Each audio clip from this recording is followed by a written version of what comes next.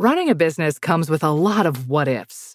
But luckily, there's a simple answer to them. Shopify. It's the commerce platform behind millions of businesses, including Thrive Cosmetics and Momofuku, and it'll help you with everything you need. From website design and marketing to boosting sales and expanding operations, Shopify can get the job done and make your dream a reality. Turn those what-ifs into... Sign up for your $1 per month trial at shopify.com/special offer.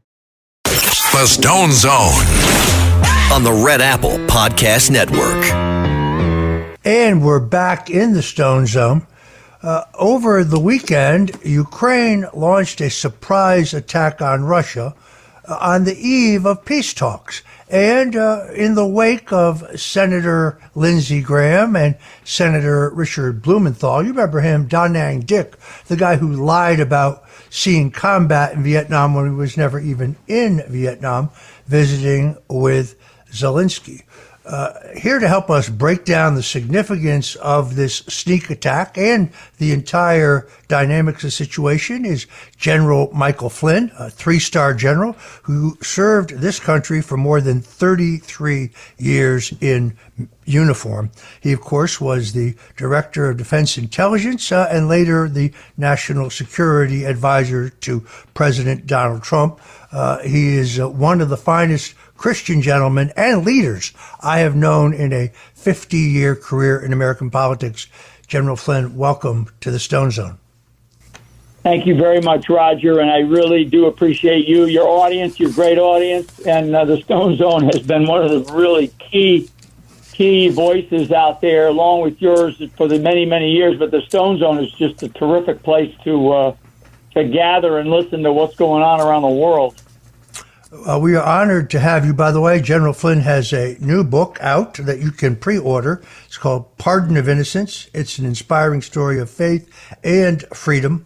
I urge you to go to Amazon and order that now. I've already ordered my copy, even though the general's promised to sign one and send it to me. General Flynn, let's go right to it.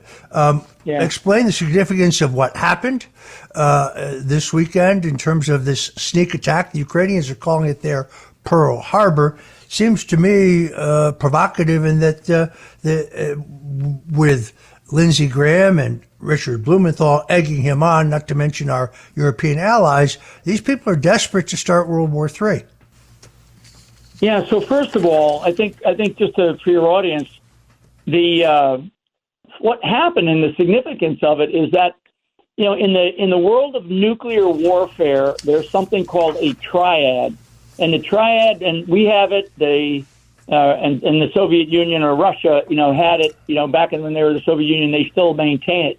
And in that triad, you have bombers, a bomber fleet that can carry advanced nuclear weapons. You have a submarine fleet that, fires nuclear missiles from the subs, below the surface of the ocean. And then you have missile-based intercontinental ballistic missiles. Well, what the Ukrainians did, and apparently it's been planned for some time, they say as much as a year and a half, what they did was they took out a component of Russia's triad, which is really, they destroyed about 50%, I'm told about 50% of their land-based bomber fleet. And that land-based bomber fleet, by treaty, is supposed to be visible to both countries. We are supposed to not have those hidden anywhere. They're supposed to be visible because of treaty obligations.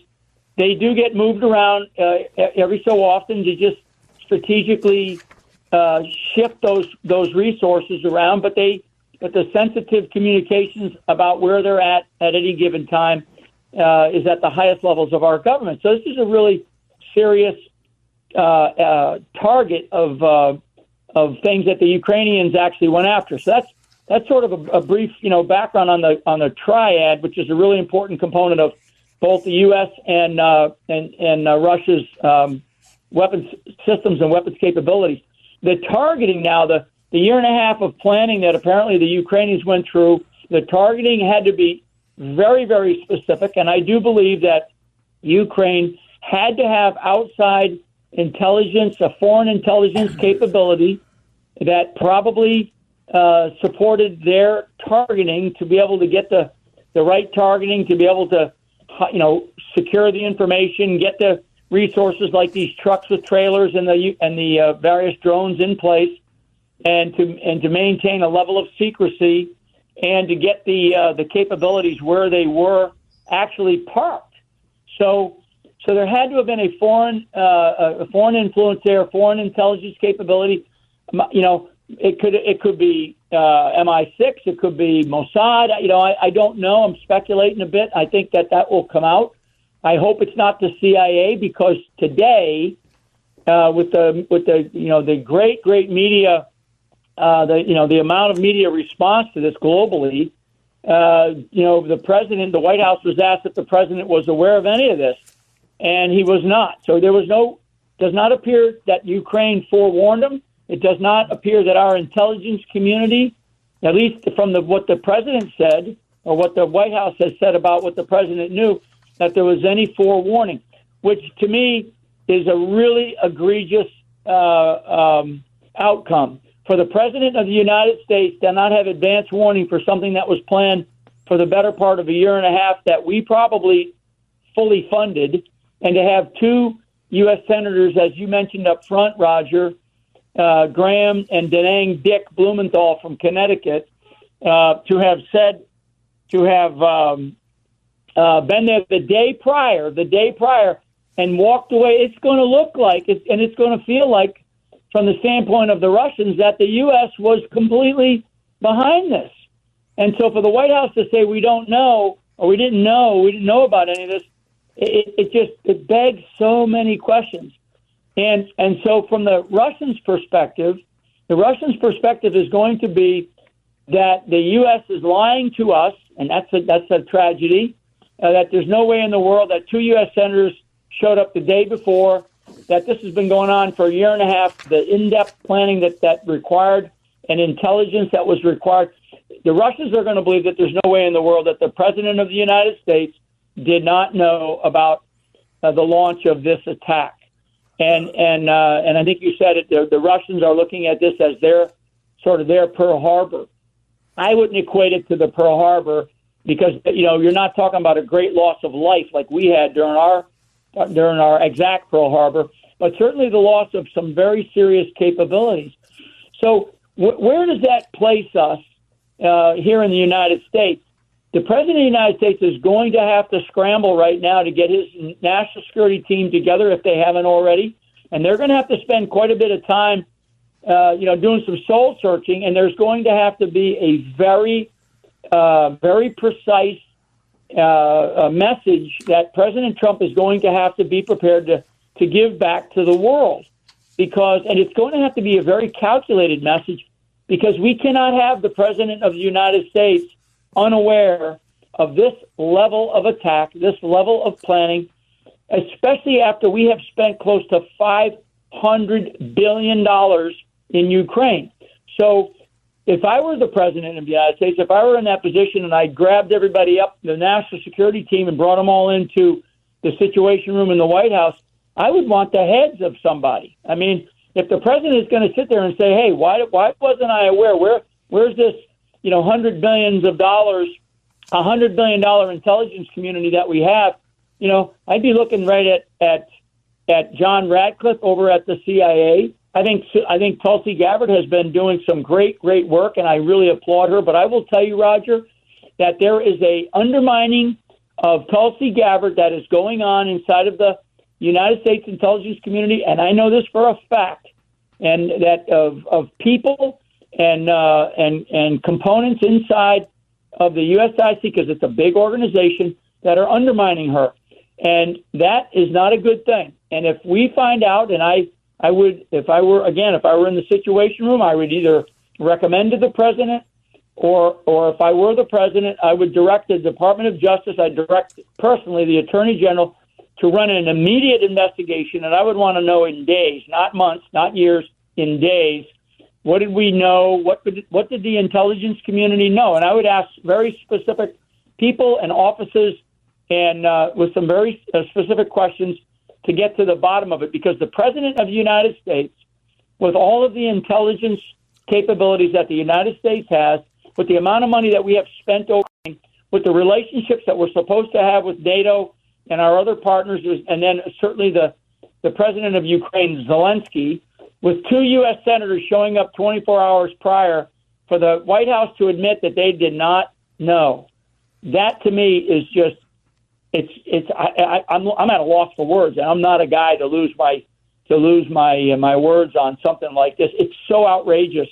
And so President Trump is going to have to be very calculated.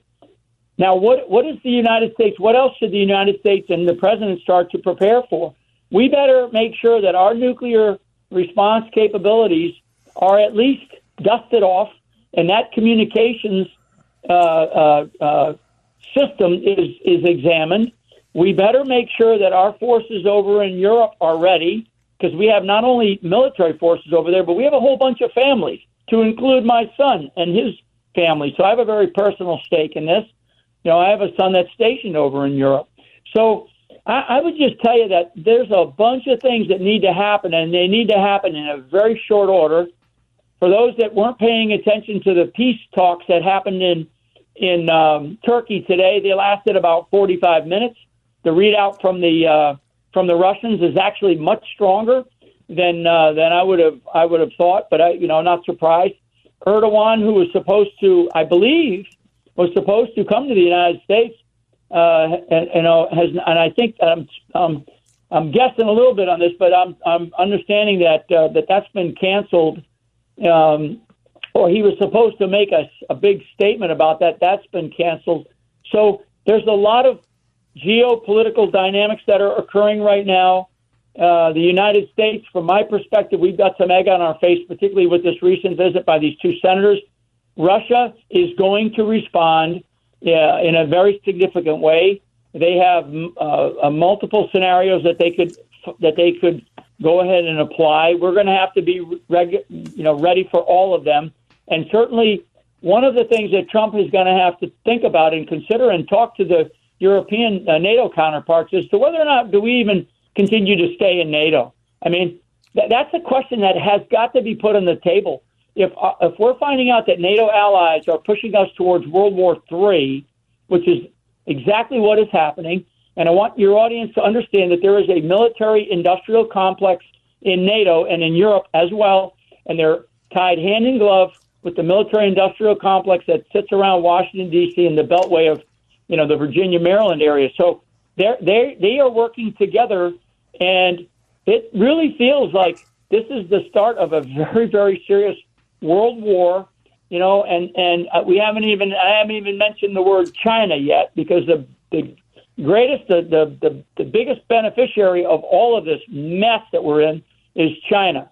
And China will benefit significantly if there is a war in Europe. So let me stop there, Roger, if you have any questions. If you're just tuning in, folks, we're talking to General Michael Flynn, served as National Security Advisor to President Donald Trump, a man who's served his country with distinction and honor for 33 years. He has a new book out, Pardon of Innocence, an inspiring story of faith and freedom. You can pre-order that at Amazon. I highly recommend it to you because I think it will track his great documentary film, Flynn, which if you haven't seen, I highly recommend it to you. What you say about Tulsi Gabbard, of course, is absolutely true. Only a week ago, former CIA Director John Brennan, the guy who orchestrated the Russian collusion hoax, in which they tried to destroy not only General Flynn, but myself, he said he was appalled that Tulsi Gabbard fired 100 people in the national security staff who were not loyal to Donald Trump or his foreign policies or vision. And earlier, she announced that she had actually referred some people to the Justice Department for leaking of classified documents. We don't have the advantage of those names. So I think she's doing a terrific job. But she's doing great.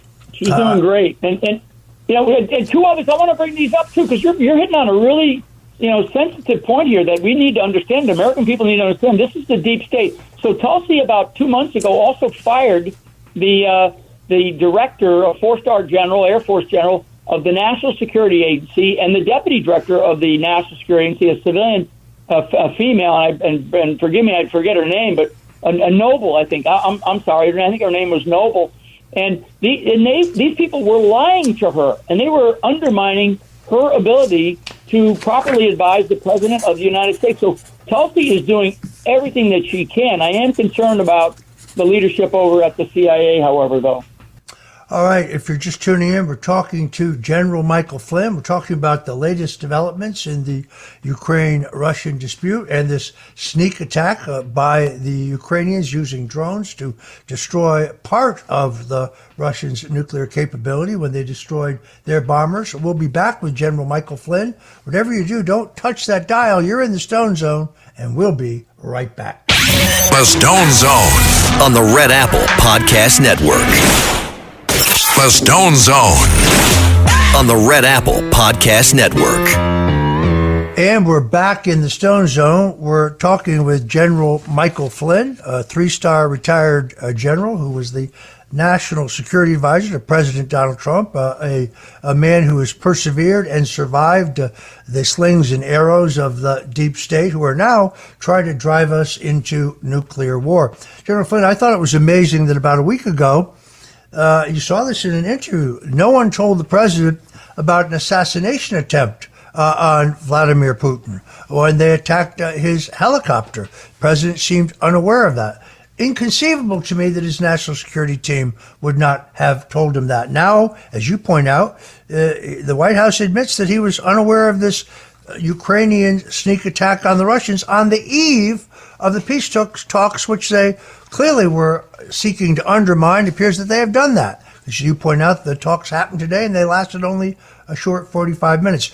So, General Flynn, what do we need to be doing in this country to prepare? Okay, great. I appreciate you allowing me to jump into that part. On the domestic home front, first of all, I want, imagine any one of our big bomber bases having the exact same thing done to them, right?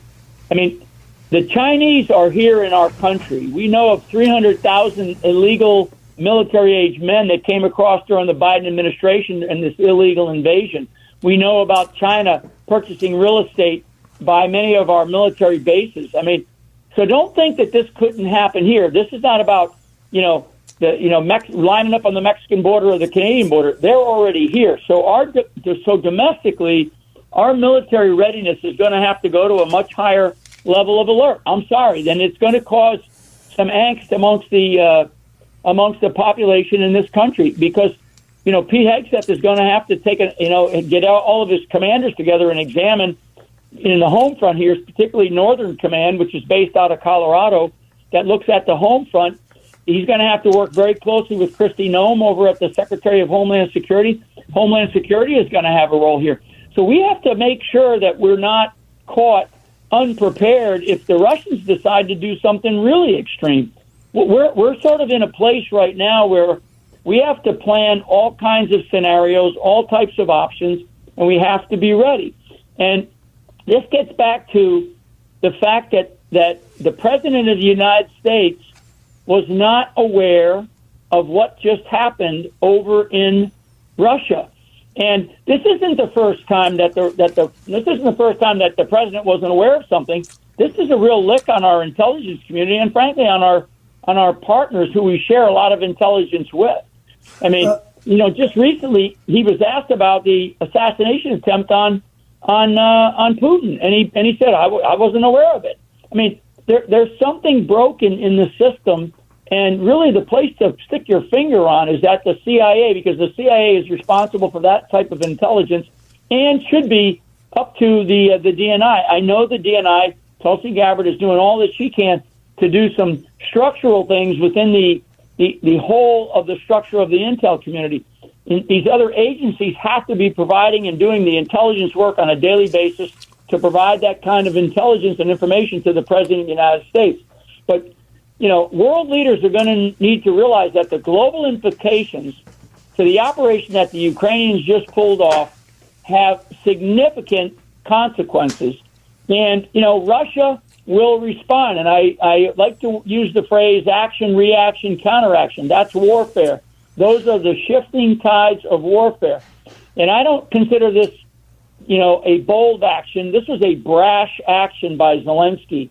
It is, to me, it is short term. and it's a short-term victory. They're going to feel good about it, within his inner circle.